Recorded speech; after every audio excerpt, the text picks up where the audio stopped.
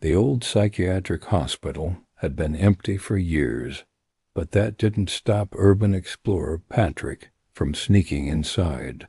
The building was so creepy that he almost turned back after hearing what sounded like screams in the dead of night.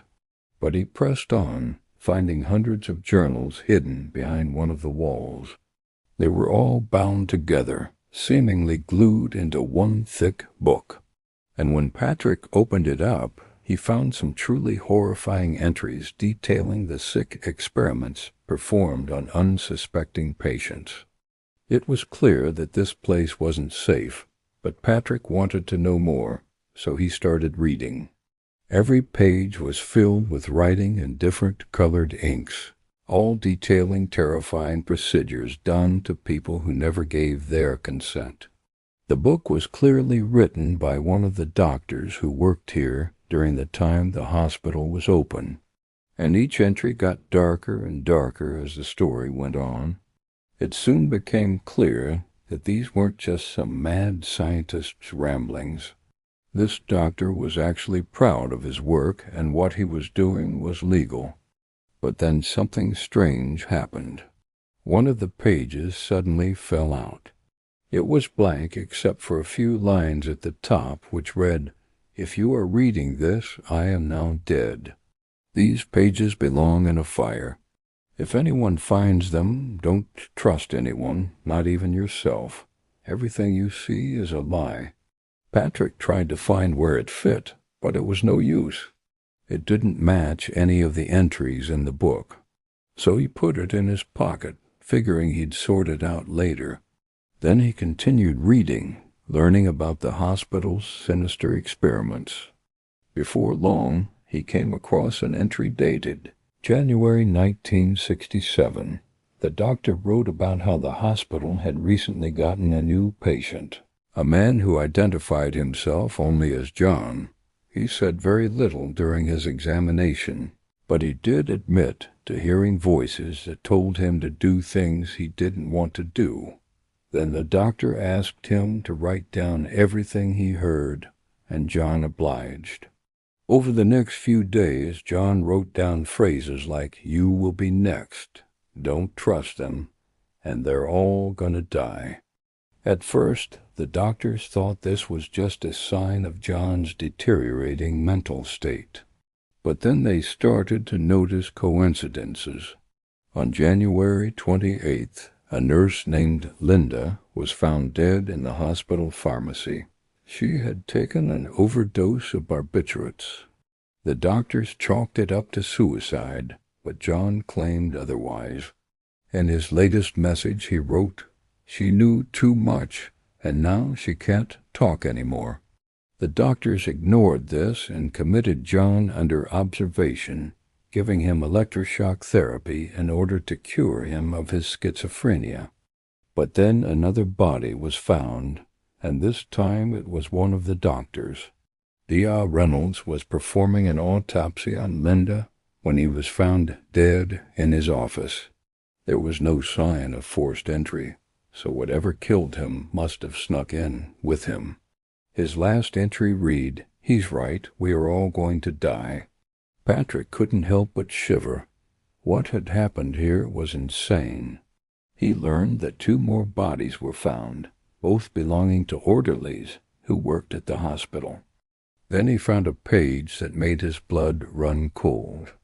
It was the missing page he pulled from the book earlier. On the other side was a drawing of a man with strange markings on his skin, similar to tribal tattoos. Next to him was a calendar with January circled, and underneath it was a list of names. Each one matched a person who died at the hospital, except for one. John wasn't on the list, but Patrick's name was. Just then he heard footsteps behind him. He turned around to see a shadowy figure holding a syringe. Then everything went black. When Patrick woke up, he was tied to a chair. The room he was in was dimly lit and smelled faintly of antiseptic. As he struggled against his restraints, he noticed that the door was locked and there was no doorknob on the outside. That meant whoever brought him here had planned on keeping him there for a while. And as if that wasn't bad enough, he heard footsteps approaching. A man entered the room carrying a clipboard. Patrick tried to scream, but his mouth was completely dry, and he could only produce a squeak. That's when he noticed the man looked familiar.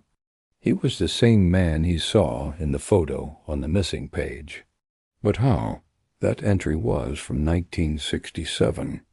How could this man still be alive? Patrick struggled to make the man hear him, but he didn't respond. Instead, he walked over to another table and sat down.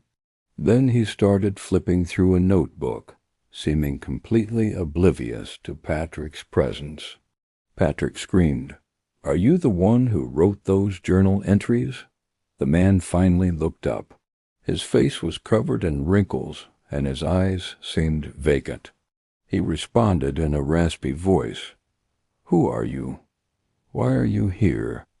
Patrick repeated his question, but the man just stood up and walked away. Patrick, desperate to get loose, started kicking at the legs of the chair.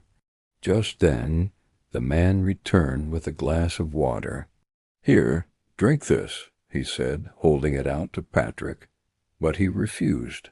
Patrick was scared the man would poison him or something. That's when the man's face changed. A cruel smile spread across his face, and he lunged at Patrick, knocking him unconscious with the glass. When Patrick woke up again, he was back in the hospital. The room was pitch black, but he could feel something wet and cold on his skin. Then he heard a voice that made his blood freeze. It was the same raspy voice from before, but it was coming from inside his head. "Wake up, Patrick. You have so much to learn." Patrick screamed as loud as he could, but no sound came out. The voice continued speaking, telling him how he was chosen for a special project, how he would be perfect for their research.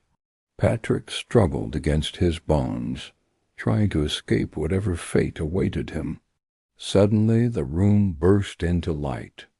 Patrick shielded his eyes, allowing him to see the man from before standing over him.